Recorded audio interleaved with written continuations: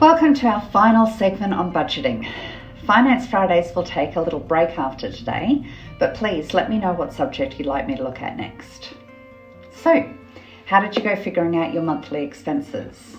It's such a good way to give you a savings focus. I haven't talked about rewarding yourself yet.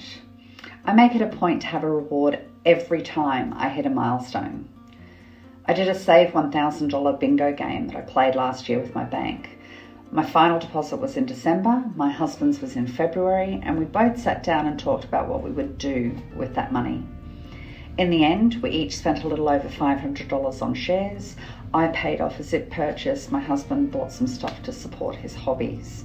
So the hard slog to get to that goal had a positive impact on my mental well-being, also created a habit, 52 deposits into that account, and we got a whole lot of interest. And the same goes with rewarding yourself. You don't want to punish yourself if you keep dipping into savings.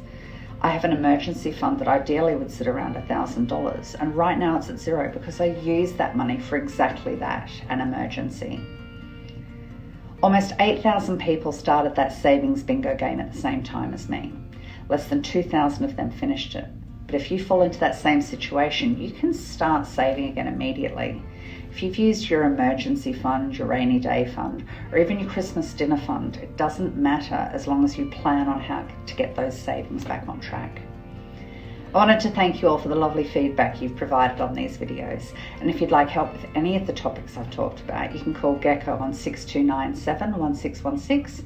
We can sit down with you and provide some guidance or even a referral. Thanks again for tuning in, and if you want to revisit any of the last 10 weeks of budgeting tips, you can go to our YouTube channel, which I will link below. Happy budgeting, everyone.